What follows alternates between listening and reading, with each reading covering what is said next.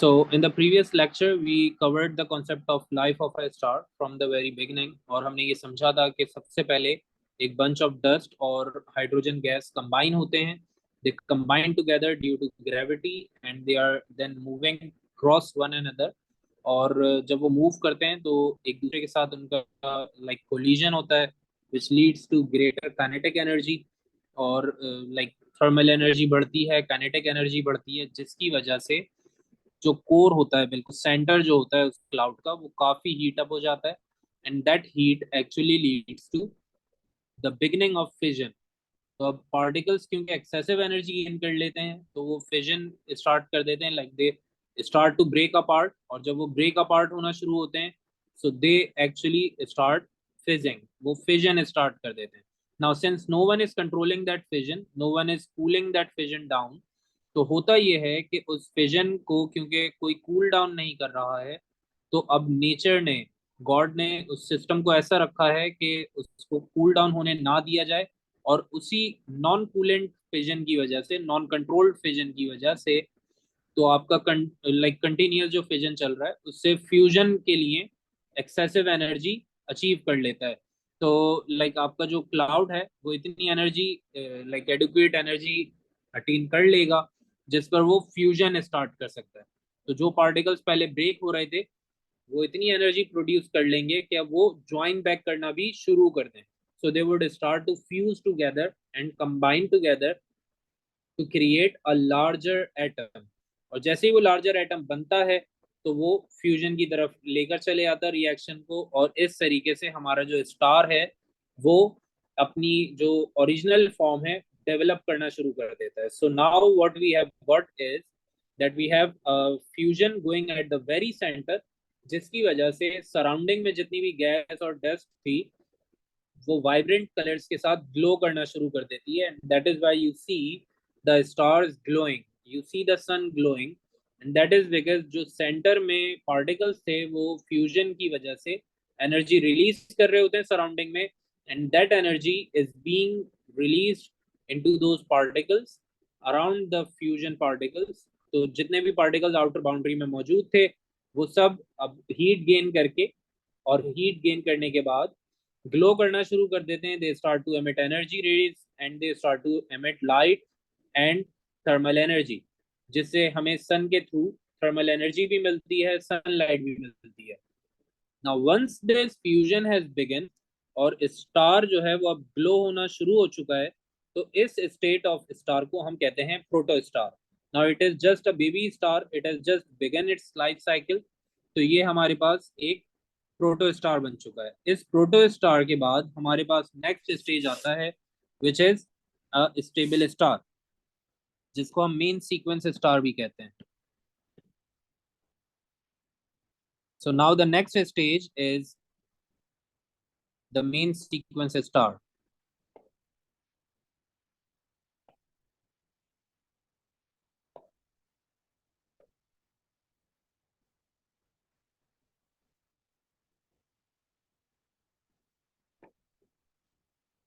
And this is now a stable star.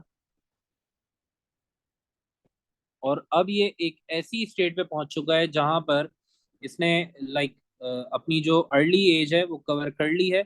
और अब क्योंकि ये स्ट्रांग और स्टेबल हो चुका है तो इसकी जो फोर्स ऑफ ग्रेविटी होगी वो बैलेंस्ड होती है.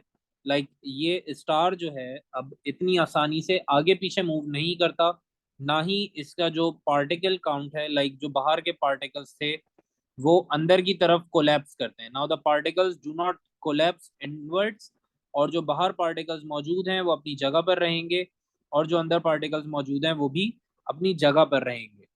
सो at this state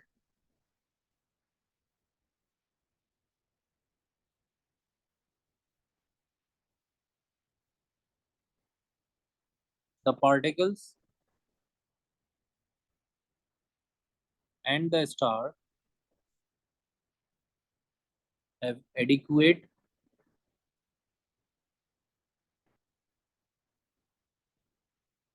gravity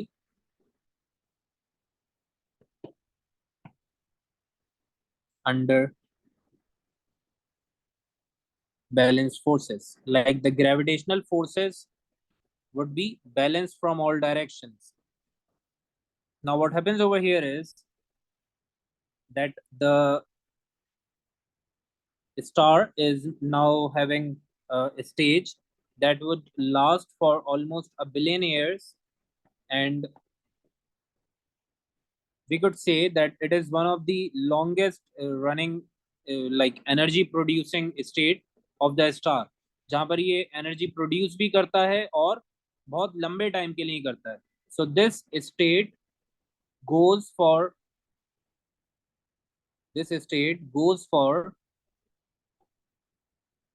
a billion years,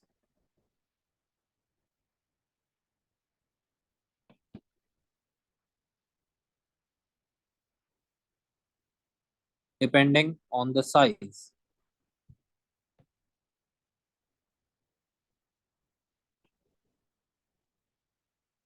Now, if a star is like a small in size, so it would have lesser age. लेकिन अगर कोई medium size star है जैसे sun, it would have a good age near about a billion years. और कुछ cases में हमारे जो stars होते हैं वो sun से भी millions of time बड़े हो सकते हैं.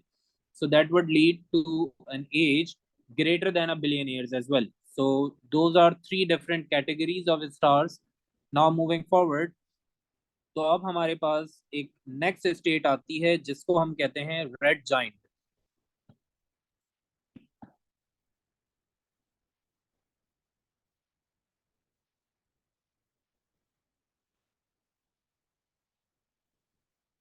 The next state is a red giant,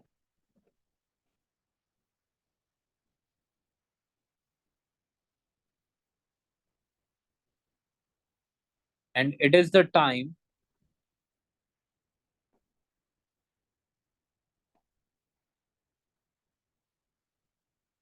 when the star runs out of fuel. अब हमारा जो स्टार है वो रन आउट कर चुका है from fuel, and it does not have enough gases और enough supply of gases to start और to like continue its fusion reactions. तो अब जो फ्यूजन साइकिल्स चल रहे थे इन द वेरी कोर, वो अब स्लो डाउन हो चुके हैं और ग्रेजुअली खत्म होना शुरू हो चुके हैं. Now what happens over here is कि अब आपका क्योंकि एनर्जी प्रोडक्शन थोड़ा सा इम्बैलेंस्ड है, the energy production has slightly changed.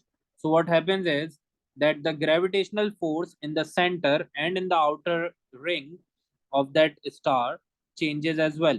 और इसीलिए आपका जो स्टार है वो अब एक्सपेंड करना शुरू हो जाता है. The star begins to expand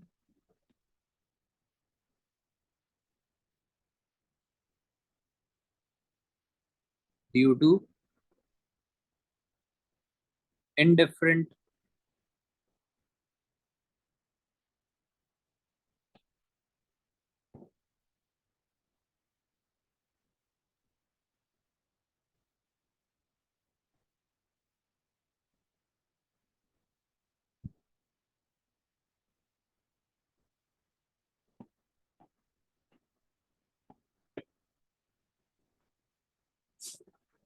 So the star begins to expand due to indifferent gravity.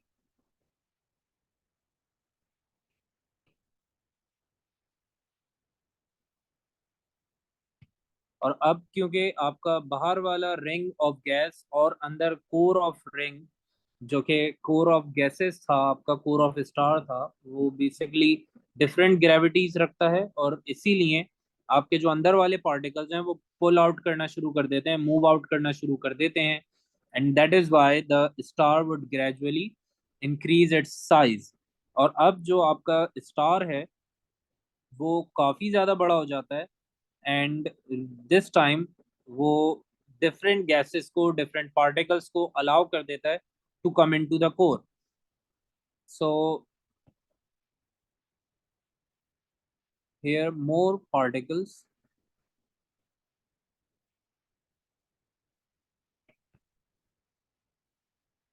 like carbon would enter into the core.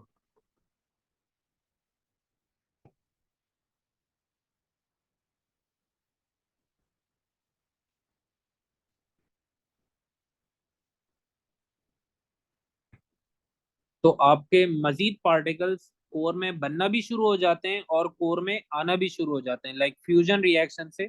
पहले आप हाइड्रोजन को फ्यूज करके हीलियम बना रहे थे, लेकिन अब हीलियम जो है वो ब्रेक होने के बजाय मजीद फ्यूजन क्रिएट करेगा, और उस फ्यूजन से आप बड़े पार्टिकल्स बनाना शुरू कर देंगे। So what was previously happening was कि आपके दो छोटे पार्टिकल्स कंबाइन होकर एक बड़ा पार्टिकल बना रहे थे। Now that bigger particle was again breaking down into the same smaller particles, which would again combine together to create the larger similar particle.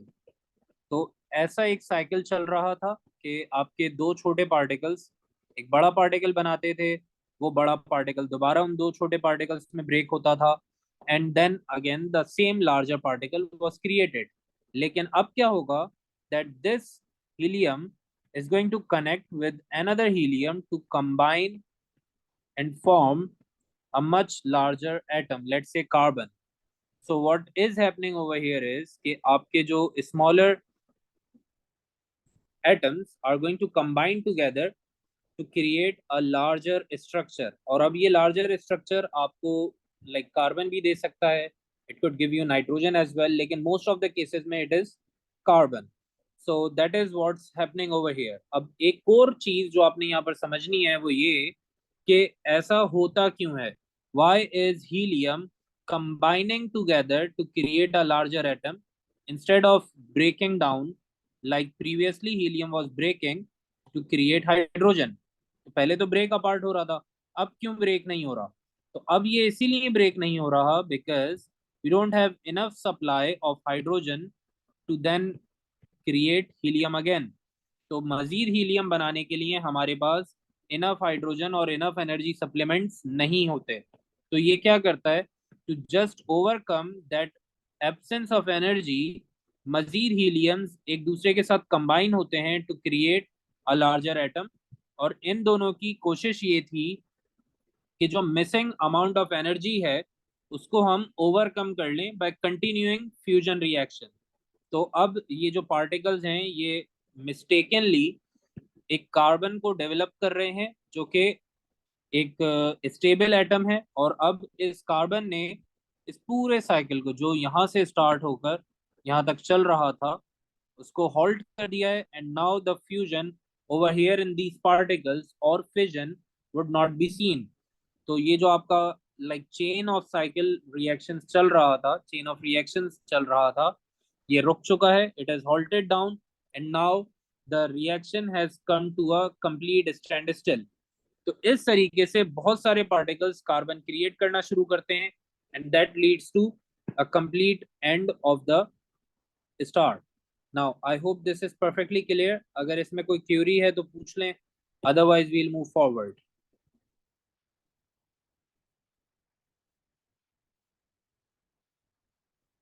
Okay, so now we are moving forward, और अब हमने ये समझना है कि हमारा जो red giant है वो अब क्या बन चुका है। So now the red giant has turned into a final state which is a white dwarf. तो अब स्टार की कुछ फाइनल स्टेट्स शुरू हो चुकी हैं। The first one of them is a white dwarf. White dwarf is the like beginning of the end. ये ending के लिए बिल्कुल पहला स्टेप होता है, और जब स्टार एंड होने वाला है, स्टार वाइप आउट होने वाला है अपनी स्पेस से, तो सबसे पहली स्टेट बनती है white dwarf. Now white dwarf is basically the star has used up all of its fuel and it has ran out of fuel completely। जितना भी फ्यूल मौजूद था वो सब कंज्यूम हो चुका है, तो अब वो व्हाइट ड्वार्फ बन जाता है। White dwarf is when the star has used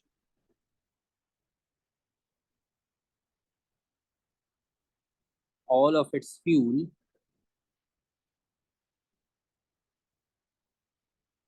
and cannot produce any energy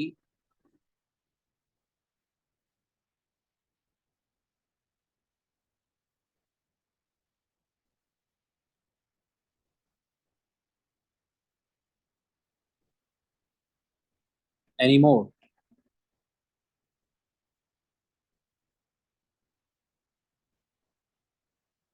तो यहाँ पर होता कुछ ऐसे है कि आपका फ्यूल कंप्लीटली बर्न आउट हो चुका है, बिकॉज इन रेड जाइंट आप क्या कर रहे थे, आप जितना भी फ्यूल मौजूद था बाकी उस सबको यूज अप करके एक्सेसिव एनर्जी या adequate amount of energy produce करने की कोशिश कर रहे थे, and in that hassle you actually consumed all of your fuel, और बाकी जितना भी हीलियम मौजूद था वो सब आपने कन्वर्ट कर लिया था मजीद पार्टिकल्स में, विच इज मेनली कार्बन। तो अब आपका जितना भी फ्यूल था वो सब कंज्यूम हो चुका है, and you and up being a white dwarf, जिसमें आपकी कोई मजीद एनर्जी प्रोड्यूस नहीं हो सकती। Now after the state of white dwarf we reach a state called the black dwarf। तो अब हम जा रहे हैं नेक्स्ट स्टेट की तरफ, which is a black dwarf।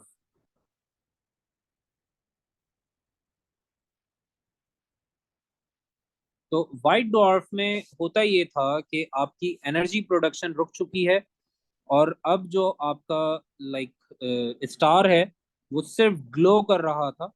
अब ब्लैक डॉर्फ की तरफ होता ये है कि black dwarf is actually when the star has become cooled,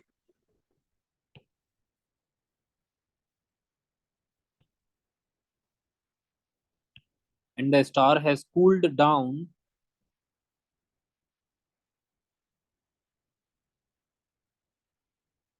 and is not radiating any heat anymore।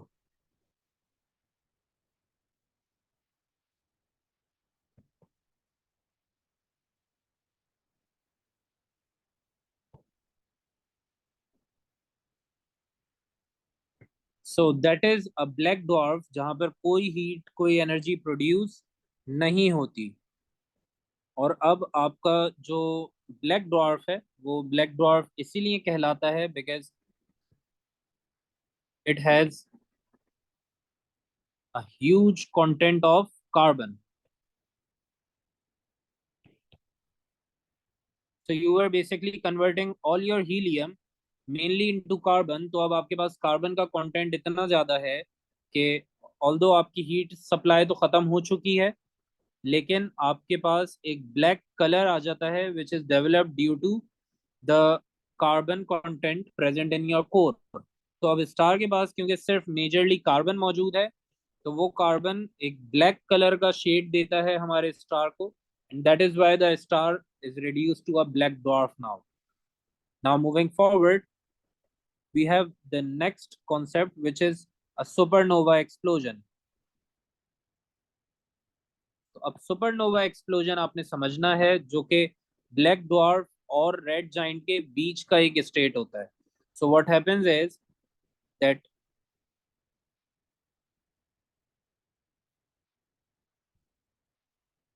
a supernova explosion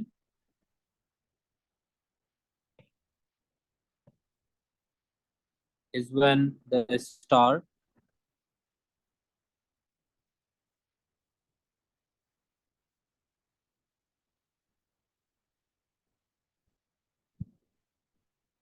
has enough energy to conduct fusion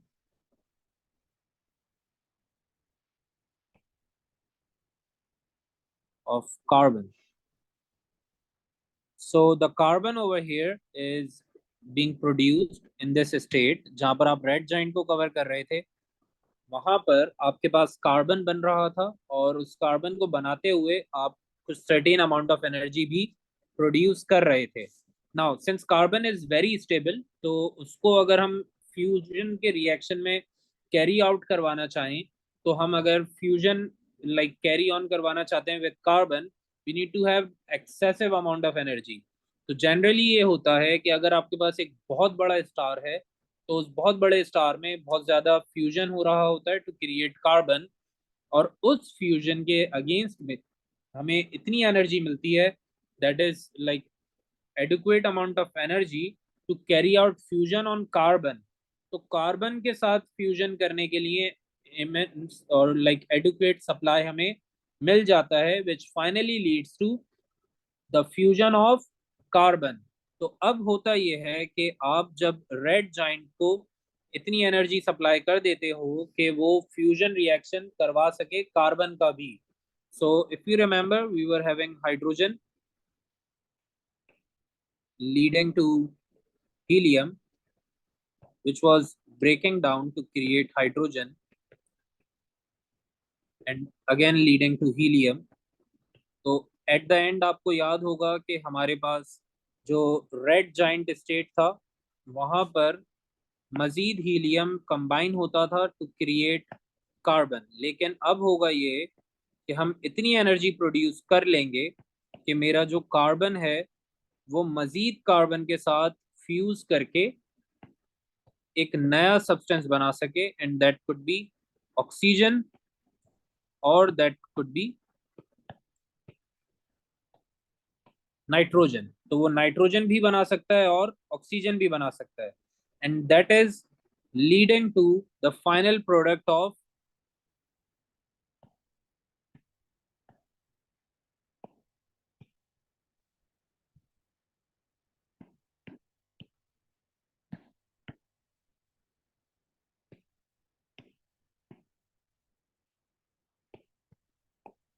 now since like carbons were creating oxygen. तो अब oxygen के पास भी इतनी energy मौजूद होती है एक बड़े स्टार में कि वो मजीद ऑक्सीजन के साथ मिलकर एक फाइनल प्रोडक्ट बनाता है और वो फाइनल प्रोडक्ट होता है iron.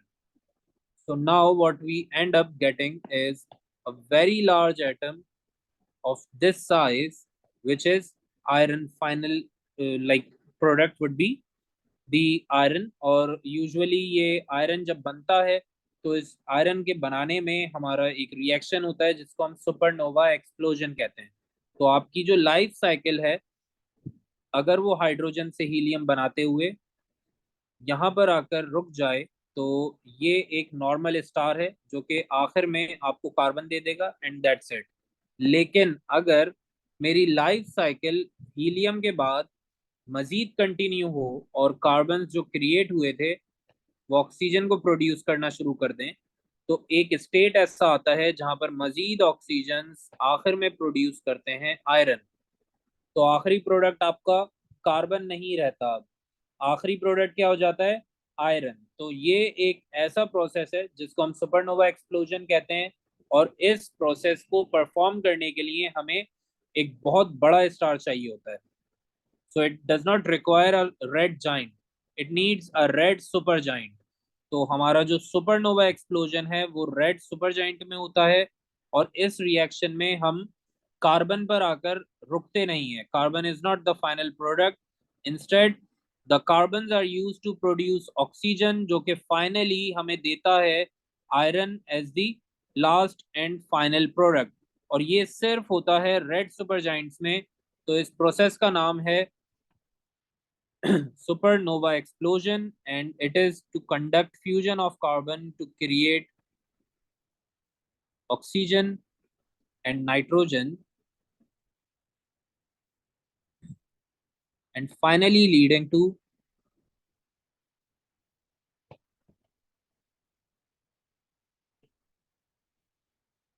production of iron.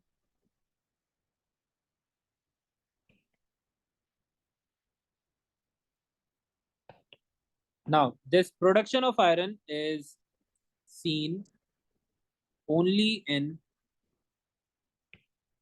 red supergiants.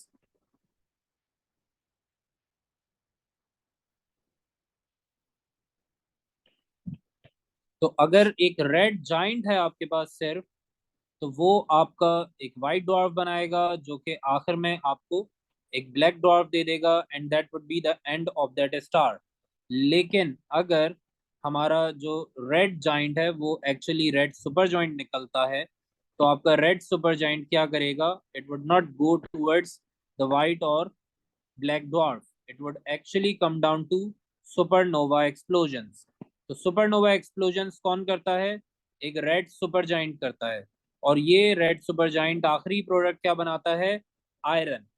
So a red giant would create carbon as the final product leading to white dwarf and black dwarf, while a red supergiant would lead to supernova explosion creating iron as the final product. Now I hope this is like perfectly clear to every one of you. अगर कोई problem कोई query है तो पूछ लें, otherwise we'll move forward.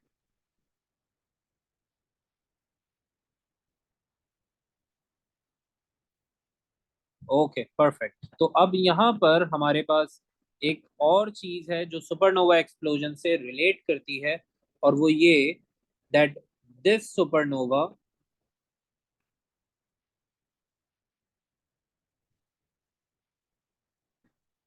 leads to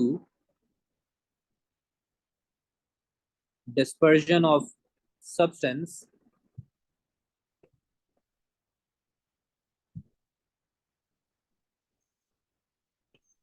into space, creating newer stars and planetary systems.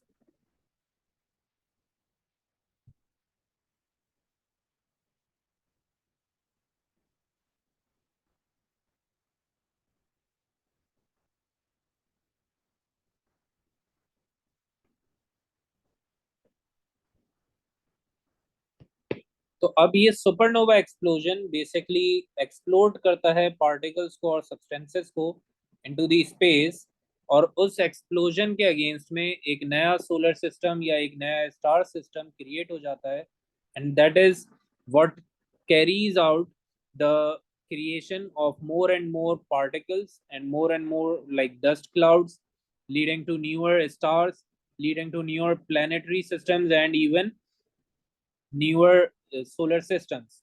तो ये एक सुपरनोवा एक्सप्लोजन जो कि आपको लाइक नया प्लेनेटरी सिस्टम बनाकर दे रहा है, that is called super nebula. तो ये एक सुपर नेब्यूला कहलाता है, और इस टर्म को बस आपने सुनना है और अपने जहन में रखना है. It's not that important. So the nebula is basically the formation of planetary systems and stars by the explosion of supernova. तो बस ये आपने याद रखना है. हमारा जो सुपरनोवा का कॉन्सेप्ट है वो कवर हो चुका है यहाँ पर.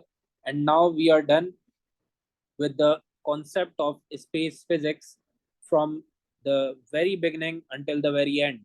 यहाँ पर हमारा स्पेस फिजिक्स खत्म हो चुका है. So I want a confirmation from you people, अगर आपको ये सारी चीजें क्लियर हैं, परफेक्टली समझ में आ गई हैं, या इसमें कोई क्यूरी है तो पूछ लें. Yes, are you all like perfectly clear?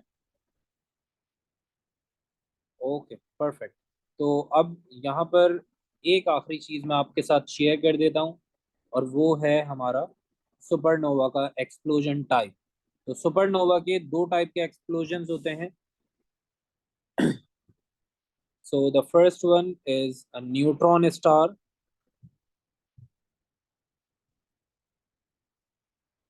and the second one is a black hole. I am pretty sure आपने ब्लैक होल का नाम लाजमी सुना होगा कभी ना कभी. ब्लैक होल बेसिकली सुपरनोवा एक्सप्लोजंस के बाद बनता है, और ये मैं आपको शेयर कर देता हूँ कि न्यूट्रॉन स्टार और ब्लैक होल में फर्क क्या है. बेसिकली जो आपका सुपरनोवा एक्सप्लोजन है उसके बाद बच जाने वाले कोर को हम कहते हैं neutron star. It is actually the core remaining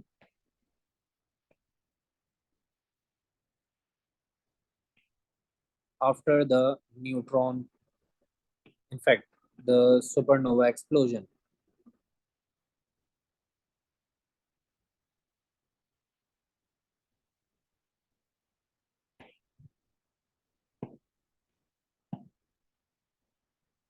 now coming to black hole. तो ब्लैक होल एक्चुअली एक बहुत बड़ा स्टार होता है जो कि एक न्यूट्रॉन स्टार नहीं बनता. In fact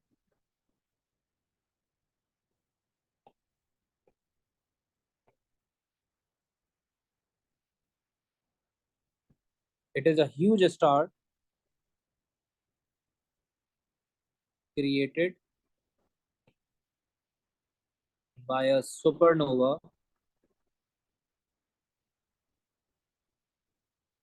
falling on its own self.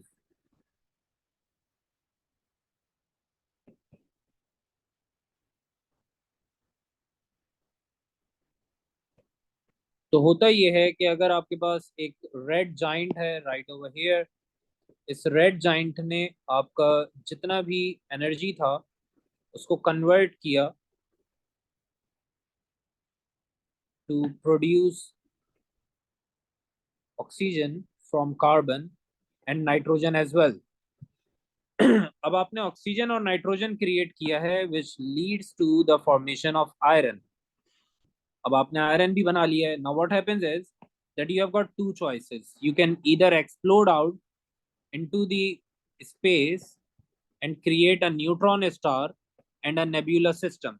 तो आप एक नेब्यूला के थ्रू अपना एक प्लेनेटरी सिस्टम क्रिएट कर सकते हो, और जो आपका रिमेनिंग थोड़ा सा पीस बच जाएगा राइट फ्रॉम द सेंटर, उसको आप नाम दे देंगे as your neutron star.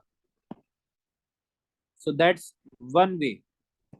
Now, the other way is to create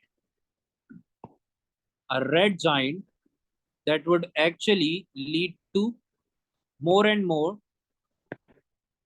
energy being engulfed.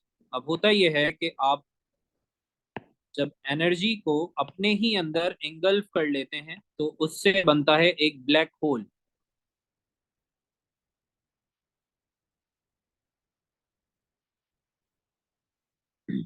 Now what happens is that the gas or the particles at the surrounding would collapse inwards.